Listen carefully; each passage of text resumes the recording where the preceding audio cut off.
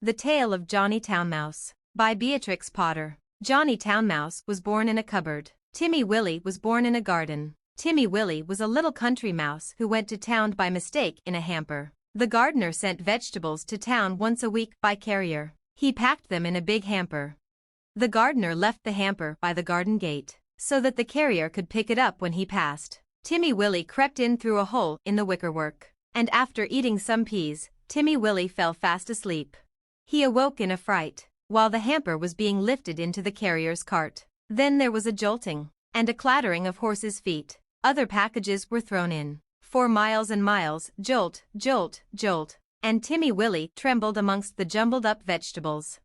At last the cart stopped at a house, where the hamper was taken out, carried in, and set down. The cook gave the carrier 6pence. The back door banged, and the cart rumbled away. But there was no quiet. There seemed to be hundreds of carts passing. Dogs barked. Boys whistled in the street. The cook laughed. The parlor maid ran up and downstairs, and a canary sang like a steam engine.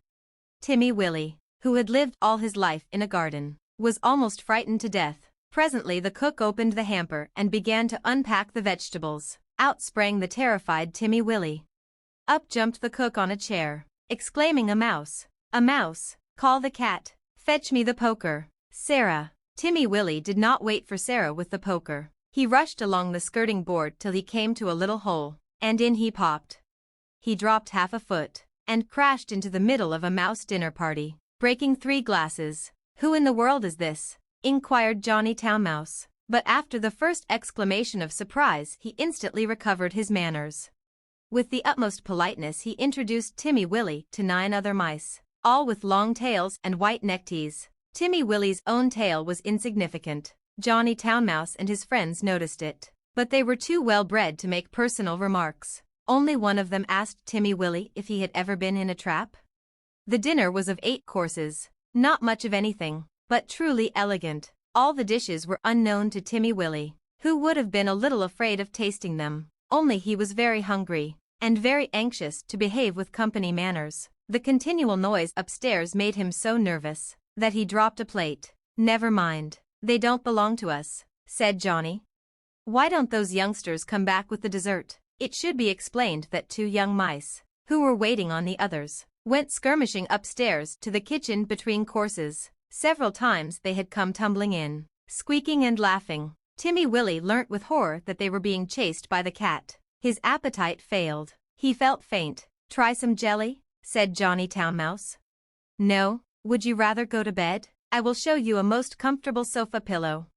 The sofa pillow had a hole in it. Johnny Town Mouse quite honestly recommended it as the best bed, kept exclusively for visitors. But the sofa smelt of cat. Timmy Willie preferred to spend a miserable night under the fender.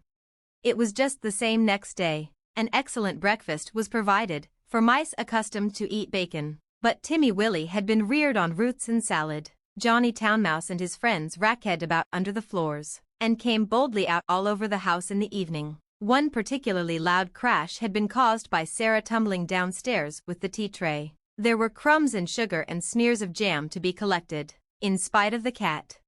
Timmy Willie longed to be at home in his peaceful nest in a sunny bank. The food disagreed with him. The noise prevented him from sleeping. In a few days he grew so thin that Johnny Town Mouse noticed it, and questioned him. He listened to Timmy Willie's story and inquired about the garden. "It sounds rather a dull place. What do you do when it rains?"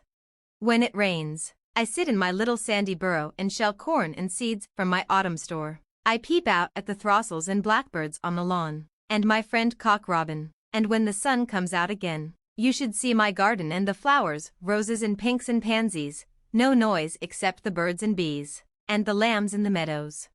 "There goes that cat again," exclaimed Johnny Town Mouse. When they had taken refuge in the coal cellar he resumed the conversation. "I confess I am a little disappointed. We have endeavored to entertain you, Timothy William." "Oh yes, yes, you have been most kind, but I do feel so ill," said Timmy Willie. "It may be that your teeth and digestion are unaccustomed to our food. Perhaps it might be wiser for you to return in the hamper." "Oh, oh," cried Timmy Willie. "Why, of course, for the matter of that we could have sent you back last week," said Johnny rather huffily. "Did you not know that the hamper goes back empty on Saturdays?" So Timmy Willie said goodbye to his new friends, and hid in the hamper with a crumb of cake and a withered cabbage leaf. And after much jolting, he was set down safely in his own garden. Sometimes on Saturdays he went to look at the hamper lying by the gate, but he knew better than to get in again, and nobody got out, though Johnny Town Mouse had half promised a visit. The winter passed. The sun came out again. Timmy Willie sat by his burrow warming his little fur coat and sniffing the smell of violets and spring grass. He had nearly forgotten his visit to town, when up the sandy path all spick and span with a brown leather bag came Johnny Town Mouse. Timmy Willie received him with open arms. "You have come at the best of all the year. We will have herb pudding and sit in the sun."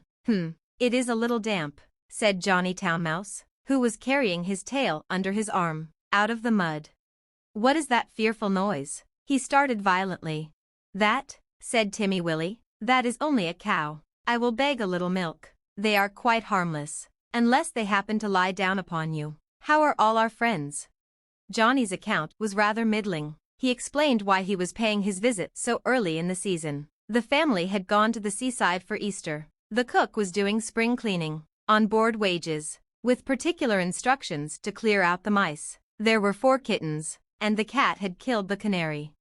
"They say we did it, but I know better," said Johnny Town Mouse. "Whatever is that fearful racket?" "That is only the lawnmower. I will fetch some of the grass clippings presently to make your bed. I am sure you had better settle in the country, Johnny." We shall see by Tuesday week. The hamper is stopped while they are at the seaside. I am sure you will never want to live in town again," said Timmy Willie. But he did. He went back in the very next hamper of vegetables. He said it was too quiet. One place suits one person, another place suits another person. For my part, one prefer to live in the country, like Timmy Willie.